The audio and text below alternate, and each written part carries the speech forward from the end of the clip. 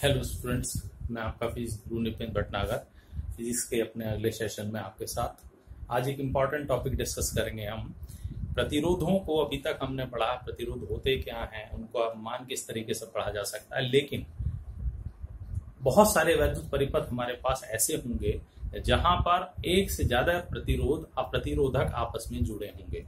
वो जब आपस में जोड़े जाते हैं तो उनका क्रम किस प्रकार का हो सकता है, और ऐसी परिस्थितियों में उनका टोटल रेजिस्टेंस तुल्य प्रतिरोध किस तरीके से ज्ञात किया जाए, कितना होगा, वो यहां हम डिस्कस करेंगे। तो आइए स्टूडेंट स्टार्ट करते हैं important topic, combination of registers, प्रतिरोधों का संयोजन। तो आइए स्टूडेंट, प्रतिरोधों का संयोजन। प्रतिरोधों को हम मुख्यतः दो तरीके से जोड़ सकते हैं, श्रेणी क्रम में और समांतर क्रम में। तो फर्स्ट ऑफ ऑल हम ले रहे हैं श्रेणी क्रम संयोजन।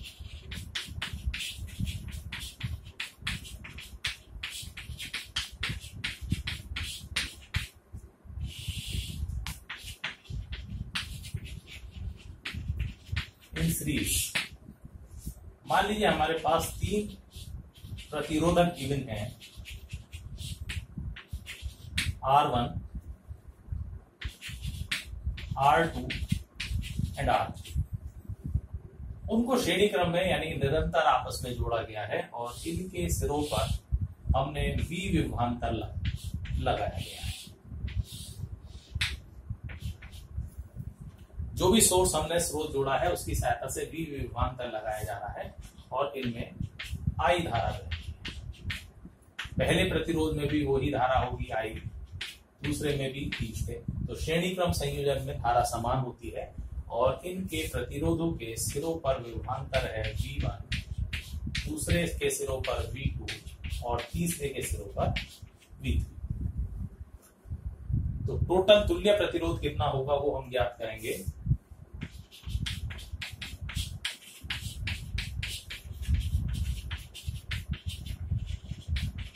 माना तीन प्रतिरोध हो, R1, R2 और R3 को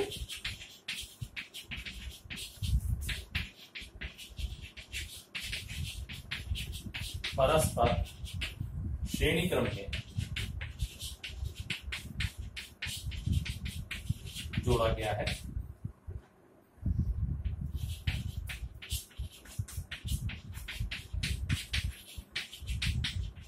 संयोजन के सिरों पर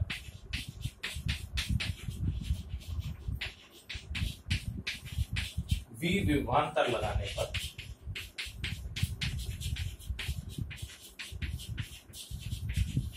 परिपथ में I धारा बहती है।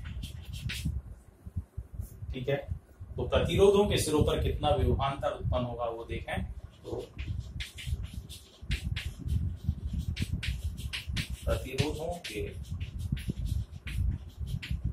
सिरों पर विभवांतर, पहले प्रतिरोध के सिरों पर V1 इक्वल टू होगा IR1, दूसरे प्रतिरोध के सिरों पर V2 इक्वल टू IR2 और इसी तरह तीसरे के सिरों पर V3 इक्वल टू IR3।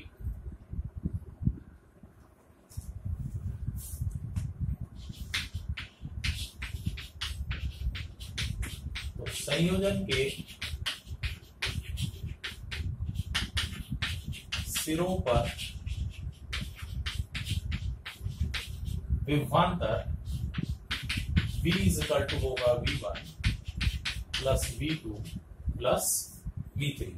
तीनों विभवांतरों के योग के बराबर होगा टोटल विभवांतर। वैल्यूज रखते हैं, V1 की जगह IR1, V2 की जगह IR2 एंड V3 की जगह IR3। तो IR1 plus IR2 plus IR3, I taken common we get R1 plus R2 plus R3 and this is equation number first। ये हो गई समीकरण नंबर 1।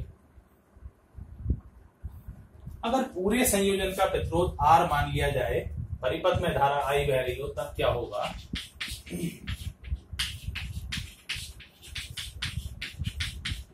यदि संयोजन का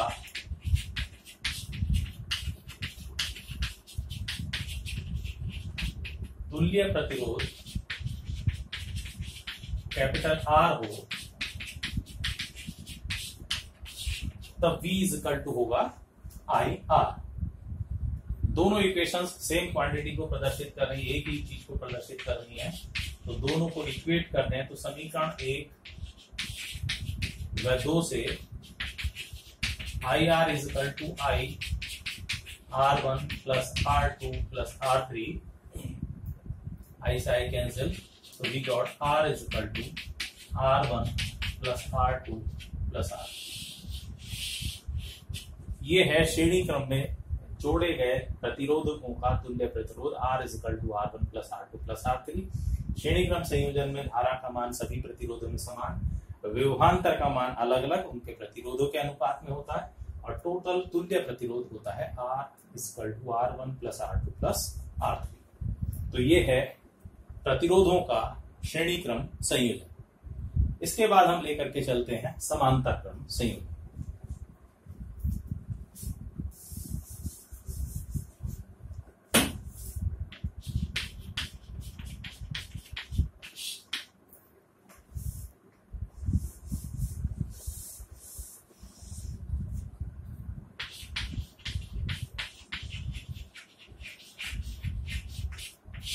in parallel.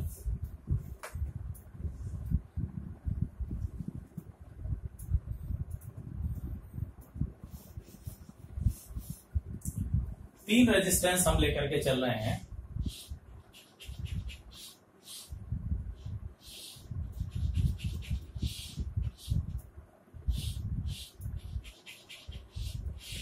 अगर प्रतिरोधों को इस तरह से जोड़ा गया है कि उनके एक सिरे एक तरफ एक बिंदु पर और दूसरे सिरे दूसरे बिंदु पर आपस में जोड़ दिए गए हैं, तो इस प्रकार का संयोजन कहलाता है समांतर क्रम संयोजन। पूरे संयोजन पर भी विभवांतर लगाया है, आई धारा बह रही है जो यहां आकर के तीनों प्रतिरोधों में अलग अलग बढ़ जाती है, I1, I2, I3। विभवांतर या विभव पतन तीनों में सेम रहता है V। ठीक है, तो माना तीन प्रतिरोधों R1, R2, R3 को परस्पर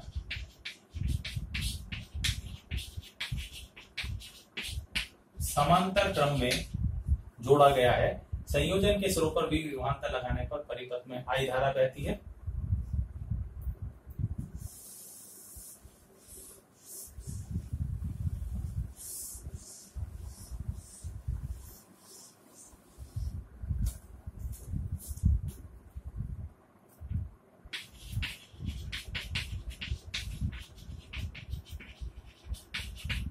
तथा प्रतिरोधों में प्रवाहित अलग अलग धारा I1, I2 व I3 है।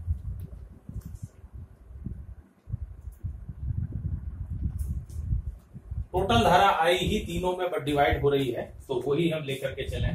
तो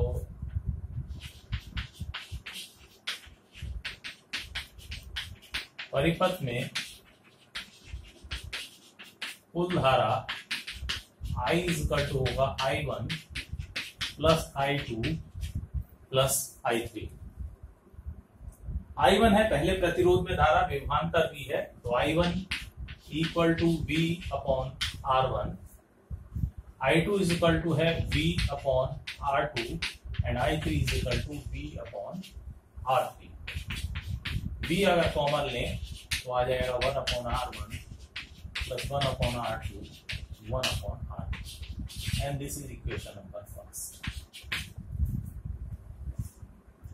फिर वही कंडीशन हम लेते हैं कि यदि परिपथ का तुल्य प्रतिरोध कैपिटल R हो तब क्या कंडीशन होगी। तो यदि परिपथ का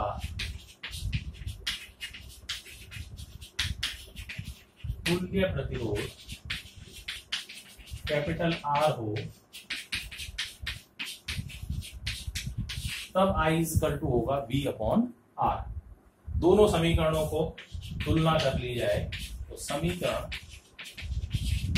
1 व 2 से V upon R is equal to V 1 upon R1 plus 1 upon R2 plus 1 upon R3, V gets cancelled, so we got relation 1 upon R is equal to 1 upon R1 plus 1 upon R2 plus 1 upon R। तो ये है समांतर क्रम संयोजन के लिए सूत्र। यदि तीन प्रतिरोध समांतर क्रम में जुड़े हैं तो उनमें विभव पतन सब में सेम होगा, धारा I1 I2 I3 अलग अलग होंगी और तुल्य प्रतिरोध होगा 1 upon R is equal to 1 upon R1 plus 1 upon R2 plus 1 upon R3। ठीक है, this is also an important topic. इसके बाद एक छोटा टॉपिक रह गया है, वो और डिस्कस करते हैं। किसी वैद्युत परिपथ में शक्ति या ऊर्जा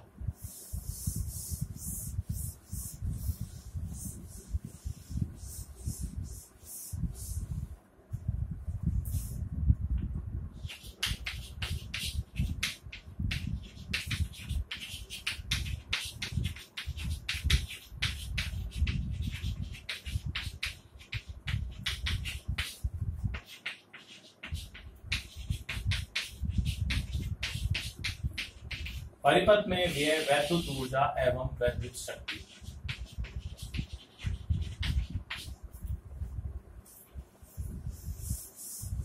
electric energy and electric power of any circuit. कोई भी हमारे पास इलेक्ट्रिक सर्किट है तो उसको जब उसमें धारा प्रवाहित की जाती है तो धारा प्रवाहित, मान लीजिए हमारे पास कोई भी परिपथ है और उसमें ये कंडक्टर है, चालक है।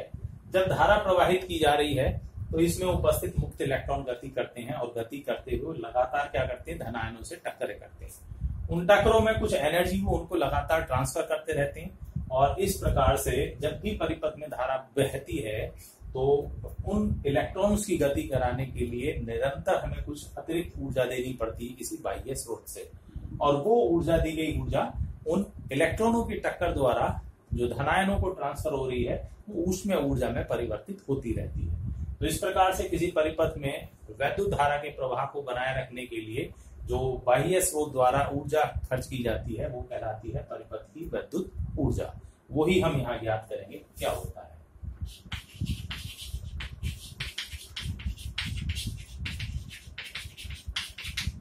किसी परिपथ में धारा के प्रवाह को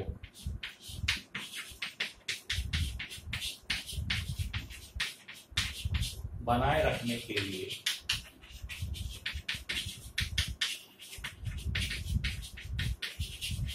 बाह्य स्रोत द्वारा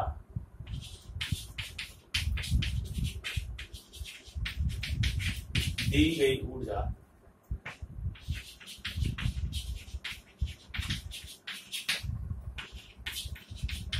परिपथ में व्यय वैद्युत ऊर्जा कहलाती है।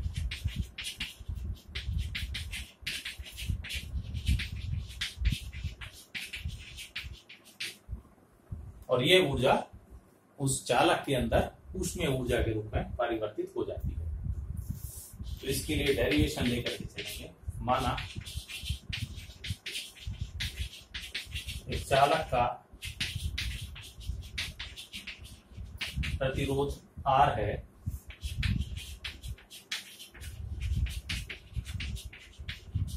तथा उसमें I धारा T समय तक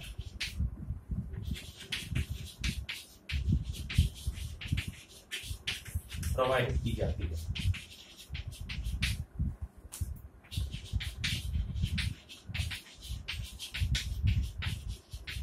चालक के सिरों पर लगाया गया विभवांतर कैपिटल V। ठीक है, तो चालक में मान लीजिए Q आवेश प्रवाहित हुआ है और V विभवांतर के अंतर्गत तो जो खर्च ऊर्जा होगी दैट इज VQ। तो उसी सूत्र का हम इस्तेमाल करेंगे। तो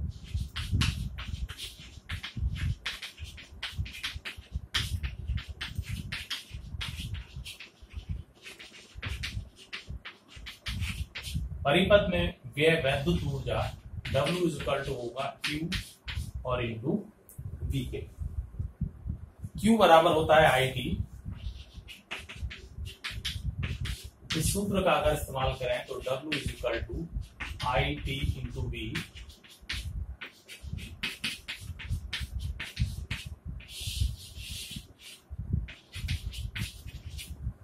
इतने जूल ऊर्जा व्यय होगी।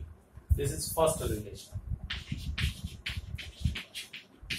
लेकिन ओम्स लॉ से हम जानते हैं V बराबर क्या होता है IR, तो ये वैल्यू यहां रख दें आप, तो V की जगह IR इंटू IT या W इक्वल टू हो जाएगा I स्क्वायर RT।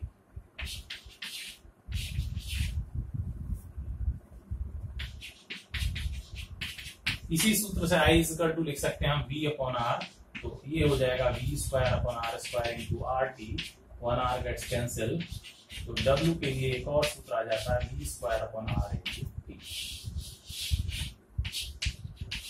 तो तीनों सूत्र इस्तेमाल होंगे परिपथ में व्यय वैद्युत ऊर्जा W equal to VIT equal to I square RT equal to V square upon R into T in joules.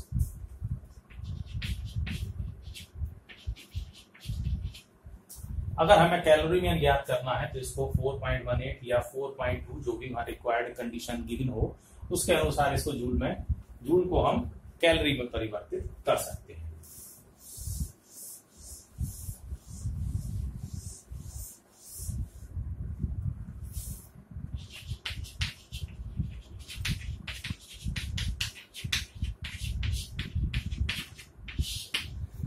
समय के साथ जो परिपथ में वैद्युत ऊर्जा व्यय की दर है वो कहलाएगी उसकी वैद्युत शक्ति।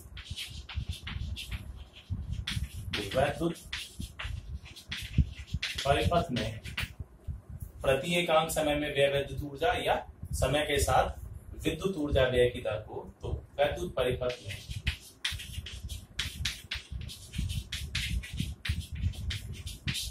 प्रति एकांक समय में व्यय वैद्युत ऊर्जा परिपथ की वैद्युत शक्ति कहलाती है।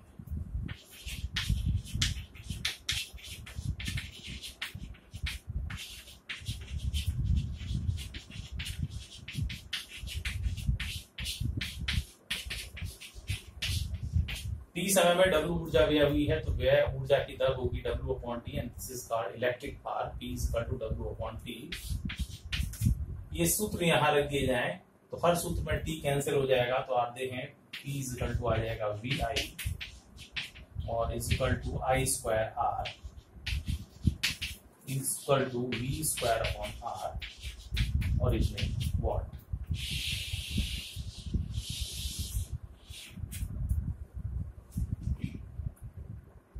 ठीक है, तो ये है किसी परिपथ में व्यय वैद्युत ऊर्जा वैद्युत शक्ति, दोनों हमने डिस्कस कर लिए हैं।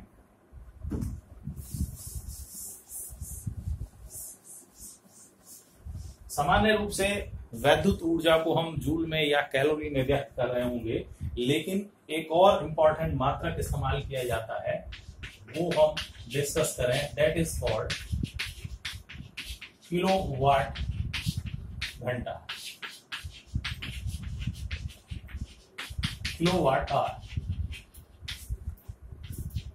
इन शॉर्ट इसको हम KWH लिखते हैं। तो यदि किसी परिपथ की वैद्युत शक्ति 1 किलोवाट है तो उसके द्वारा 1 घंटे में व्यय वैद्युत ऊर्जा कहलाएगी 1 किलोवाट घंटा। 1 किलोवाट वैद्युत शक्ति वाले परिपथ द्वारा 1 घंटे में व्यय वैद्युत ऊर्जा 1 किलोवाट घंटा कहलाती है।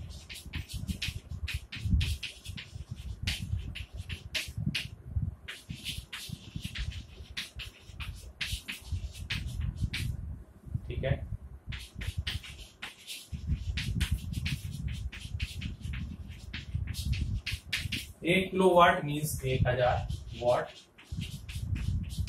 और 1 घंटा मीन्स 3600 सेकेंड। दोनों को अगर मल्टीप्लाई करें तो 3.6 इंटू 10⁶ जूल। 1 किलोवाट घंटा बराबर इतने जूल के बराबर होता। तो इस सूत्र की सहायता से आप जूल को किलोवाट घंटा या किलोवाट घंटा को जूल में कन्वर्ट कर सकते हैं। किसी परिपथ में कितने किलोवाट घंटा शक्ति इस्तेमाल हुई है, तो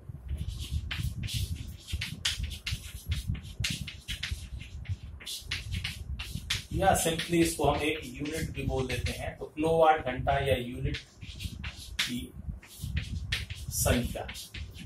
किसी वैद्युत परिपथ में कितने किलोवाट घंटा या कितने यूनिट वैद्युत ऊर्जा खर्च हुई है, तो उसको हम निकाल सकते हैं वोल्ट इंटू एम्पियर इंटू घंटा और बटे 1000।